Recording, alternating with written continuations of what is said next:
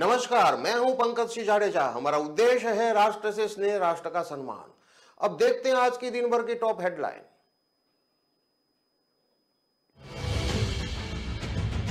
नोएडा में दीवार गिरने से 4 की मौत, 3 एक परिवार के थे, 5 जेसीबी मशीनों से मलबा हटाकर दबे लोगों को बाहर निकाला गया।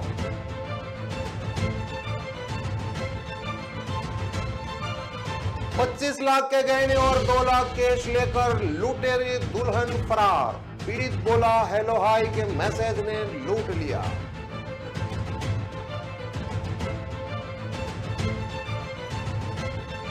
बदायूं में रहे पीड़ित आरोपी के कपड़े फॉरेंसिक लैब भेजे गए, डीएनए सैंपल भी जांच के लिए भेजा गया। जल्द मुकदमा ट्रायल पर लाने की कोशिश।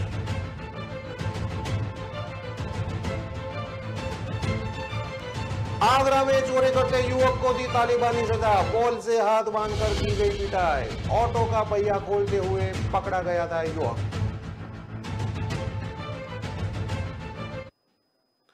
अब देखते हैं समाचार विस्तार से। नोएडा के सेक्टर 21 जलवायु विहार सोसाइटी की दीवार गिर गई। हादसे में 4 लोगों की मौत हो गई है, जिसमें तीनों एक ही परिवार के थे।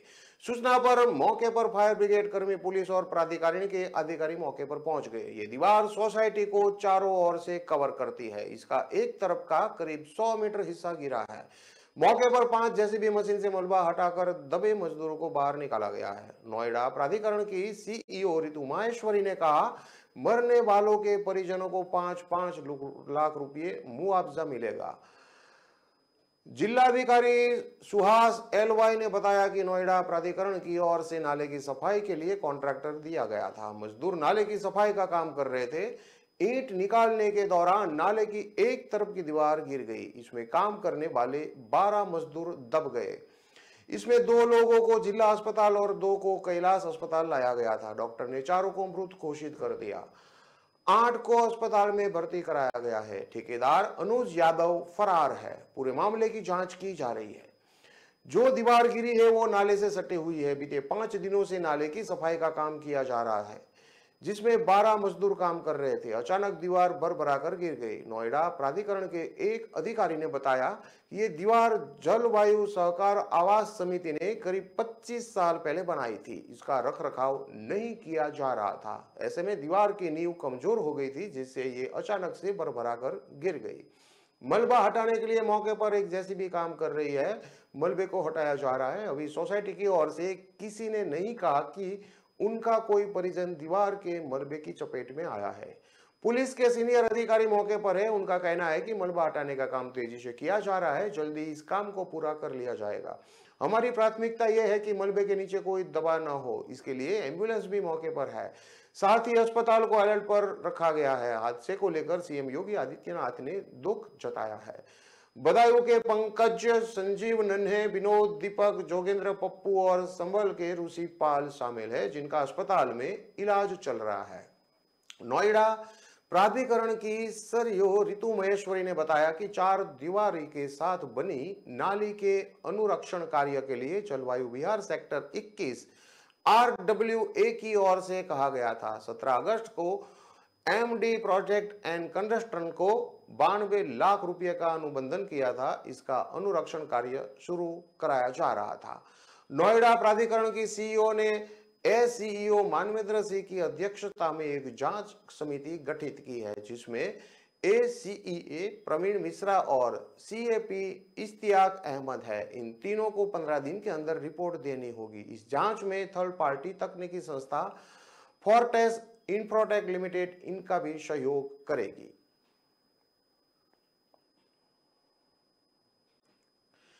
प्रयागराज में बंटी और बबली फिल्म से मिलती जुलती ठग की कहानी सामने आई है, जिसमें एक महिला और उसके कथित पति ने साजिश के तहत एक व्यक्ति को फंसाया। महिला ने उस व्यक्ति की इमोशनल ब्लैकमेल करके शादी की और पत्नी का दर्जा हासिल किया। शादी के 39 दिन बाद लुटेली दुल्हन घर से 25 लाख रुपए के गहने और 2 लाख नगद लेकर गायब हो गई। पीड़ित पति ने महिला और उसके कथित पति पर नामजद रिपोर्ट दर्ज कराई है। इस पूरे मामले को लेकर मीडिया ने पीड़िता व्यक्ति से बातचीत की। इस दौरान उस व्यक्ति ने नाम न जाहिर करने की शर्त पर अपने साथ हुए धोखे का बयान किया। साथ ही कहा कि मैं चाहता हूं कि ये ठग दुल्हन और उनका गैंग सामने आना चाहिए ताकि और दूसरा उनका शिकार ना हो सके। पीड़िता ने बताया कि मेरी उम्र करीब 47 साल है। मेरी पहली शादी को 18 साल हो गए हैं। मेरे दो बच्चे हैं, 15 और 5 साल के मेरे दो बच्चे हैं। मेरा पहली पत्नी से 1.5 साल पहले आपसी सहमति से अलगाव हो गया। इस बीच करीब 5 महीने पहले यानी मई 2022 में दिल्ली शाहदरा थाना जफराबाद की एक महिला रजनी शर्मा ने मेरे मोबाइल पर हाय का मैसेज किया। मैंने पूछा, आप कौन हो? कुछ दिनों तक बात होती रही। करीब 1 महीने बाद यानी जून में शातिर महिला ने बताया कि मैं बेसहारा हूँ, मेरा कोई नहीं है, क्या मुझसे दोस्ती करोगे? मैंने हामी भर दी। इसके बाद वह हमारे साथ मथुरा, वृंदावन, सालासर, खाटू श्याम सहित दर्जनों जगह पर घूमने गई। हम लोग जुलाई में प्रयागराज आ गए। मैंने उसे अपने घर में रहने के लिए ऑफर किया। इस पर वो कहती है कि मैं इस घर में कैसे रहूंगी? तो मैंने कहा जैसा तुम चाहो। महिला ने बोला कि चलो मंदिर में जाकर शादी कर लेते हैं, मैं तुम्हारी पत्नी बनकर रह लूंगी। मुझे लगा चलो बच्चों को भी माँ का सहारा मिल जाएगा। मैंने भी शादी को लेकर सहमति दे दी। इसके बाद हमने नैनी आर्य समाज मंदिर में 3 अगस्त को शादी कर ली। हम लोग जलवा के मकान में रहने लगे। इस बीच इस महिला ने मकान देने की जिद की, कहा कि मेरा एक 20 साल का बेटा है, उसके रहने के लिए मुझे एक मकान चाहिए। तब मैंने पूछा कि आपने पहले बेटे के बारे में नहीं बताया था। खैर, मैंने उस बात को अवॉइड किया। उसने बेटे की पढ़ाई का बहाना करके करीब 8 लाख रुपए अलग अलग अकाउंट में ट्रांसफर करा लिए। 12 अगस्त को मेरे मोबाइल नंबर पर एक कॉल आता है। उधर से एक शख्स बोलता है कि मैं रजनी का पति बोल रहा हूं। मैंने पूछा, रजनी ने कहा था कि उसका उस दुनिया में कोई नहीं है। फिर उस व्यक्ति ने कहा कि नहीं, मैं उसका पति पवन हूं। हमने तुम्हारी रजनी के साथ अश्लील वीडियो क्लिप बना ली है, इसे हम सोशल मीडिया पर वायरल करेंगे, नहीं तो मुझे जरूरत के रुपये दे दो। जब मैंने इस संबंध में रजनी से बात की तो उसने बताया कि जैसा कर रहा है वैसा कर दो, जो हुआ सो हुआ, अब मैं तुम्हारे साथ ही रहूंगी। इसके बाद उसके कथित पति पवन से बीच बीच में बातें होती रही। 8 सितंबर को उसने फोन कर कहा कि मुझे 20 लाख रुपए की आवश्यकता है, मुझे चाहिए। मैंने उनके हाथ पैर जोड़ने पर वह नहीं माना। उसने धमकी दी कि पैसा का इंतजाम करो नहीं तो वीडियो वायरल कर देंगे। फिर 10 सितंबर को एक बार फिर उसका फोन आया। उसने पैसे की डिमांड की। इस पर मुझे गुस्सा आ गया और मैंने भी उसे धमका दिया। 12 सितंबर की शाम को फिर उसके कथित पति पवन ने फोन कर रुपयों की डिमांड की। मैंने फिर भी पैसों का इधर इंतजाम करने की कोशिश की। रात करीब 10 बजे मैं घर आया तो देखा घर का सामान बिखरा हुआ है, बच्चे घर में सो रहे थे, रजनी घर में नहीं है।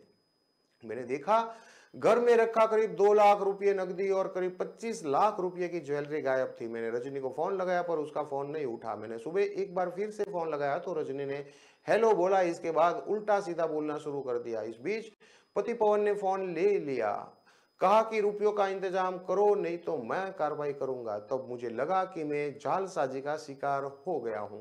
इसके बाद मैंने दुमनगंज थाने में इस पूरे मामले की शिकायत की। वहीं दुमनगंज पुलिस ने पीड़ित की तहरीर के आधार पर एफआईआर दर्ज कर लिया है। दुमनगंज थानाध्यक्ष राजेश कुमार मौर्य ने बताया कि तहरीर के आधार पर रिपोर्ट दर्ज की गई है और पूरे मामले की जांच की जा रही है।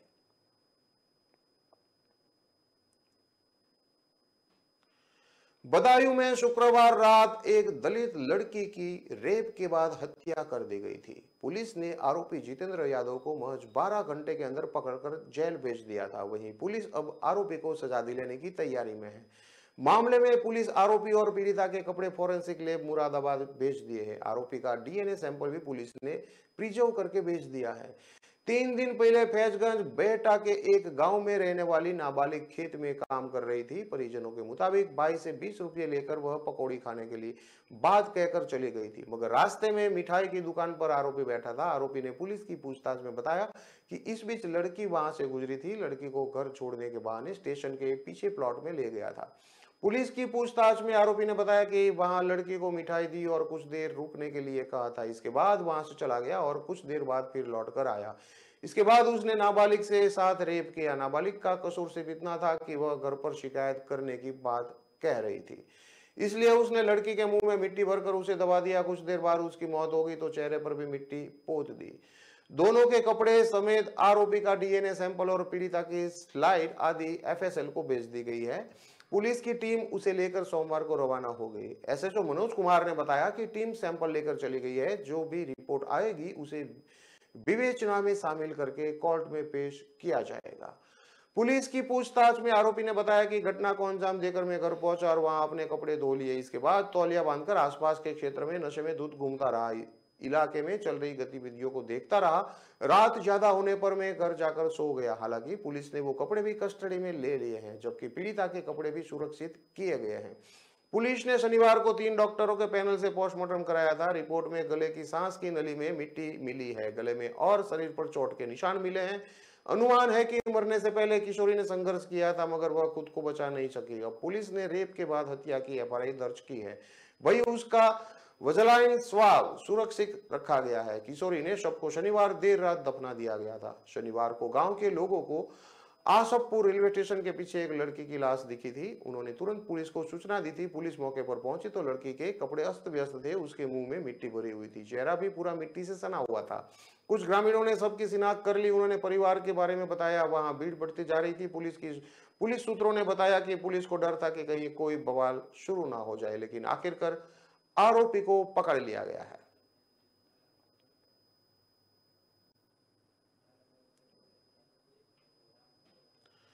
आगरा में चोरी के आरोप में युवक के साथ बर्बरता की गई। ग्रामीणों ने युवक के दोनों हाथ पोल से बांध दिए। इसके बाद उसकी पिटाई की। किसी ने इसका वीडियो बना लिया, जो वायरल हो रहा है। बाद में आरोपी को पुलिस के हवाले कर दिया गया। मलपुरा के धनोली गांव निवासी निरुपत सिंह की जगनेर रोड पर सब्जी की दुकान है। निरुपत का बेटा आकाश ऑटो चलाता है। रात को वो अपने ऑटो दुकान के बाहर खड़ा करके चला गया। बताया गया है कि मंगलवार सुबह करीब 5 बजे खटपट की आवाज हुई। आवाज सुनकर निरुपत की नींद खुल गई। उन्होंने बाहर जाकर देखा तो एक युवक ऑटो का पहिया खोल रहा था। उन्होंने शोर मचा दिया। शोर सुनकर युवक भागने लगा। आसपास के लोगों ने भागकर युवक को पकड़ लिया। लोगों ने युवक को पकड़ लिया। वहीं पर दुकान के बाहर टीन शेड के पोल से युवक को रस्सी से बांध दिया। इसके बाद युवक की पिटाई लगाई की गई। युवक बचने के लिए गुहार लगाता रहा। बताया गया कि सुबह के समय वहां से पुलिस की गाड़ी निकल रही थी। ग्रामीणों ने पुलिस को रोक लिया। इसके बाद युवक को पुलिस के हवाले कर लिया दिया। इस संबंध में अधिक जानकारी के लिए थानाध्यक्ष मलपुरा को फोन किया गया, लेकिन उनका फोन रिसीव नहीं हुआ। पंजाब के पठानकोट के धारियाल में 2 साल पहले पूर्व क्रिकेटर सुरेश रैना के फूफा सहित 3 लोगों की हत्या हुई थी। हत्या और लूटपाट की वारदात में शामिल छिमार गिरोह के बदमाश और उसके साथी को पुलिस ने देर रात हुई मुठभेड़ के बाद दबोच लिया है। पुलिस की गोली पैर में लगने से दोनों घायल हो गए थे। इन्हें जिला अस्पताल में भर्ती कराया गया है। बदमाशों से अवैध हथियार भी बरामद हुए हैं। 19 अगस्त 2020 की रात को पठानकोट जिले के थारियाल गांव में छईमार गिरोह ने सुरेश रैना के फूफा ठेकेदार अशोक कुमार के घर में डकैती डाली थी। इस दौरान बदमाशों ने अशोक कुमार की हत्या कर दी थी। अशोक के बेटे कौशल ने घायल अवस्था में 31 अगस्त को दम तोड़ दिया था। एक और की भी मौत हुई थी, जबकि रैना की बुआ और अशोक की पत्नी आशा रानी गंभीर रूप से घायल हुई थी। घटना के बाद तत्कालीन मुख्यमंत्री पंजाब ने मामले की जांच के लिए एलजीपी बॉर्डर रेंज अमृतसर के नेतृत्व में सीट का गठन किया था। इस मामले में सीट ने 15 सितंबर 2020 को 3 संदिग्धों को गिरफ्तार भी किया था। रैना के फूफा की हत्या के मामले में कई बदमाश वर्षों से वांछित चल रहे थे। एसएसपी विनीत जायसवाल ने बताया कि मुखबिर से सूचना मिली थी कि किडवई नगर क्षेत्र में कुछ बदमाश किसी बड़ी आपराधिक वारदात को अंजाम देने के लिए घूम रहे हैं। बताया जा रहा है कि 19 सितंबर को देर रात बताए स्थान पर पुलिस और एसओजी ने चेकिंग अभियान चलाया। इस दौरान किडवाई नगर में गच्चियोर के ऑफिस के पास पुलिस चौकी के पीछे 2 संदिग्धों को पुलिस ने रुकने को कहा तो उन्होंने फायरिंग कर दी। इसके बाद बचाव में चलाई गई पुलिस की गोली पैर में लगी। दोनों बदमाश घायल हो गए, जिन्हें जिला अस्पताल में ले जाया गया। उनके कब्जे से 2 तमंचे और 5 कारतूस, 3 खोखा और एक बाइक बरामद हुई। एसएसपी विनीत जायसवाल ने बताया कि दोनों बदमाशों की पहचान काका उर्फे गोलू उर्फे सहजान निवासी जुग्गी चौपड़पट्टी गांव गलापड़ा थाना गंगोह जनपद सहारनपुर और तालिब उर्फे फैजान उर्फे असीम निवासी पिप्पलसाना जनपद मुरादाबाद हाल निवासी बस स्टैंड के पास जुग्गी चौपड़पट्टी पिलानी राजस्थान के रूप में हुई है। पूछताछ में काका उर्फे गोलू उर्फे शहनाज ने 2020 में पठानकोट में रैना के फूफा की हत्या और उनके घर में डाली गई डकैती की घटना में शामिल होने की बात कही। बदमाश तभी से फरार चल रहे थे। इसके अलावा भी वह लूट, डकैती और हत्या के अन्य मुकदमों में वांछित चल रहे थे। दबोच आ गया दूसरा बदमाश काका का साथी बताया जा रहा है। खबरों में लेते हैं अब एक छोटा सा विराम।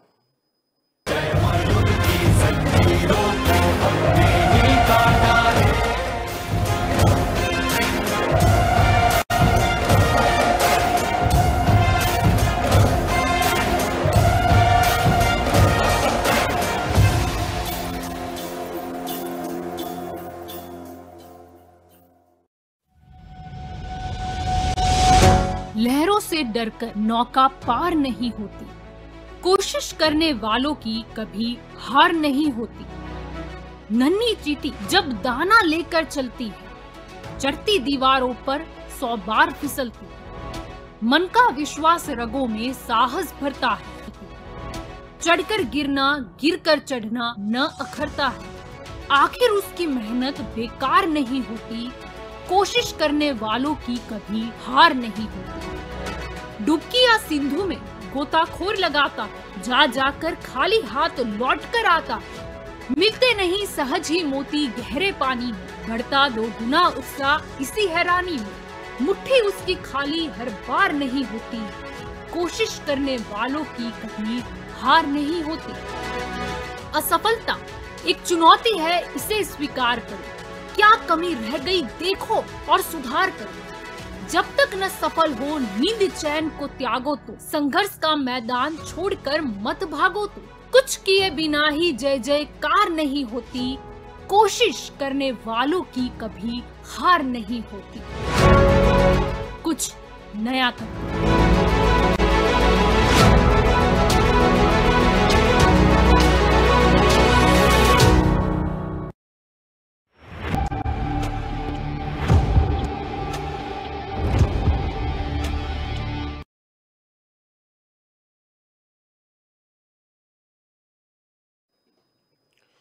विराम के बाद एक बार फिर से आपका स्वागत है। अब देखते हैं आगे की और खबरें। फिल्म अभिनेता नवाजुद्दीन सिद्दीकी के परिवार में संपत्ति बंटवारे को लेकर विवाद शुरू हो गया है। अभिनेता ने बुढ़ाना में अपने छोटे भाई फैजुद्दीन सिद्दीकी की रेस्टोरेंट का उद्घाटन किया। इससे पहले उनके 2 भाइयों असलमुद्दीन और जयाउद्दीन ने मीडिया के सामने आकर नवाजुद्दीन सिद्दीकी पर गंभीर आरोप लगाए, पैतृक संपत्ति में हिस्सा दिलाने की मांग की। अलसमुद्दीन ने पुलिस में फैजुद्दीन सिद्दीकी की शिकायत की है। नवाजुद्दीन पर पिता को झूठ कहने का आरोप भी सरेआम लगाया। हालांकि नवाजुद्दीन सिद्दीकी के साथ रह रहे छोटे भाई फैजुद्दीन ने सभी आरोपों को खारिज किया है। नवाजुद्दीन सिद्दीकी के साथ मुंबई में रह रहे छोटे भाई फैजुद्दीन ने मीडिया को बताया कि उनका कहना है कि सभी आरोप निराधार है। असलमुद्दीन के देहरादून में मकान दे रखा है, जबकि दूसरे भाई अयाजुद्दीन को भी कस्बा बुढ़ाने में ही मकान दिया है। उनके हिस्से में जो दुकान आती है उसका किराया उन्हें मिल रहा है। यह सब पिता की वसीयत में भी लिखा है। अलसमुद्दीन ने मीडिया से बातचीत करते हुए अभिनेता नवाजुद्दीन सिद्दीकी से अपना हिस्सा दिलाने की मांग की है। फिल्म अभिनेता नवाजुद्दीन सिद्दीकी के भाई अलसमुद्दीन और अयाजुद्दीन ने कहा कि वे 7 भाई और एक बहन है, जबकि एक बहन की मृत्यु हो चुकी है। उनकी पुश्तैनी संपत्ति में मौखिक या लिखित कोई बंटवारा नहीं हो पाया है। कस्बा बुढ़ाना के कांदला रोड पर संपत्ति पर निचले तल पर किराए के लिए दुकान बनी है, जबकि ऊपरी तल खुला और खाली पड़ा था। अलसमुद्दीन ने आरोप लगाया कि उसमें उनके भाई फैजुद्दीन सिद्दीकी ने बिना किसी सहमति के रेस्टोरेंट खोल लिया, जिसका उद्घाटन बड़े भाई नवाजुद्दीन सिद्दीकी ने किया था। कहा कि पैतृक संपत्ति में बराबर का हिस्सेदार होने के कारण उन्हें इस पर आपत्ति है। उनके भाई पैतृक संपत्ति में अमानत में खयानत करते हुए उसे हड़पना चाहते हैं। अलसमुद्दीन ने पुलिस और प्रशासनिक अधिकारियों को भी शिकायत पत्र देकर उद्घाटन पर रोक लगाने की मांग की है। अलसमुद्दीन ने नवाजुद्दीन सिद्दीकी पर गंभीर आरोप लगाते हुए कहा कि एक और वह अपने आप को महान आत्मा बताते हैं, कहते हैं कि वह गांव से उठकर इतनी ऊंचाई पर पहुंचे। उन्होंने सवाल दागा कि क्या कोई बता सकता है कि बुढ़ाना कस्बा कोई गांव है क्या? आरोप लगाया कि नवाजुद्दीन सिद्दीकी ने लोगों से सिंपैथी लेने के लिए उन्हें गुमराह किया है। वह चुप रहे, लेकिन जब लोगों ने उन्हें कहा कि वो लोग गरीब परिवार से है तो उन्हें इस बात का एहसास हुआ। अलमसुद्दीन ने कहा कि वह सभी भाई बहन को अच्छी तरह से पढ़े। उनके पिता ने उन्हें सभी को अच्छी तरह पढ़ाया। पिता की मृत्यु के बाद 8-10 साल का किराया नहीं दिया गया, घर पर कब्जा कर लिया। नवाजुद्दीन सिद्दीकी पर आरोप लगाते हुए कहा कि उन्होंने मुंबई में महल नुमा मकान बना लिया, अलग नहीं हुए तो उनका उस पर भी हक बनता है। अलमसुद्दीन ने कहा कि एक भाई के बच्चे दुबई में पढ़ते हैं और उनके बच्चे सामान्य स्कूल में पढ़ रहे हैं। कहा कि नवाजुद्दीन सिद्दीकी झूठी बयानबाजी करते हैं, लेकिन मीडिया चुप रह जाती है। सीओ बुढ़ाना क्षेत्र विनय गौतम का कहना है कि शिकायत मिली है, लेकिन यह मामला सिविल विवाद में संबंधित है। उनसे नवाजुद्दीन सिद्दीकी के छोटे भाई अलमसुद्दीन ने मिलकर विवाद सुलझाने की बात कही थी, लेकिन उन्हें बताया गया कि उक्त विवाद का निपटारा सिविल कोर्ट से ही होगा। पीलीभीत में गांव के दबंगों से परेशान दलित परिवार ने पलायन कर जाने की बात लिखते हुए घर के बाहर पोस्टर लगाया है। मामले की जानकारी होते ही प्रशासनिक महकमे में हड़कंप मच गया। आनन फानन में मौके पर पहुंचे पुलिस अधिकारियों ने दोनों पक्षों के बीच समझौता कराया। गजरोला थाना क्षेत्र के अंतर्गत आने वाले सराय सुंदरपुर गांव के रहने वाले सुनदीप कुमार ने बताया कि गांव के ही रहने वाले हरि सिंह, जितेंद्र भरत सिंह पक्ष से उसका रास्ते को लेकर विवाद चल रहा है। 13 सितंबर को उनके पिता अनोखे लाल फेरी करके वापस लौट रहे थे। इसी दौरान दबंगों को रास्ते में रोककर उनके साथ गाली गलौज और मारपीट की। कार्रवाई न होने से नाराजगी भी जताई। दबंगों ने जाति सूचक शब्द भी कहे। पूरे मामले में पीड़ित पक्ष ने थाने में तहरीर देकर न्याय की गुहार लगाई है। जब पुलिस ने कोई कार्रवाई नहीं की तो सोमवार देर रात संजीव ने अपने घर के बाहर पलायन कर जाने की बात कहते हुए पोस्टर चस्पा कर दिया।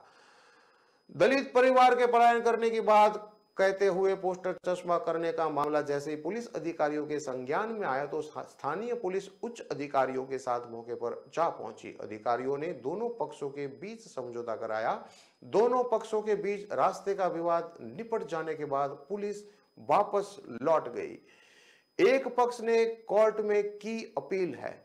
गजरोला थाना अध्यक्ष आशुतोष रघुवंशी ने बताया कि रास्ते को लेकर दो पक्षों में विवाद चल रहा था। पहले भी दोनों पक्षों के बीच में आपसी समझौता हो चुका है। इसी बीच एक पक्ष ने कोर्ट में बात दायरा कर दिया, जिस पर दूसरे पक्ष ने नाराज होकर पलायन करने की बात कही थी। फिलहाल दलित परिवार और दूसरे परिवार के बीच समझौता हो गया है।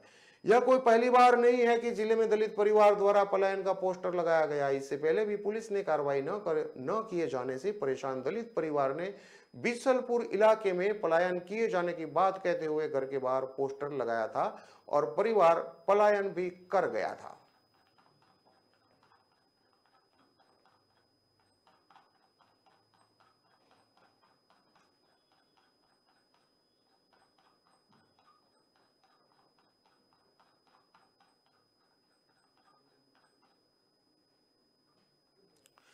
विस्तार से और खबरें पढ़ने के लिए आप हमारे वेबसाइट का भी प्रयोग कर सकते हैं। हमारा वेब का पता है www.kalamkartavya.com। हमारी कलम ही हमारा कर्तव्य है कि उद्देश्य के साथ खबरों को आप राष्ट्र प्रथम के साथ देखते रहिए। नमस्कार।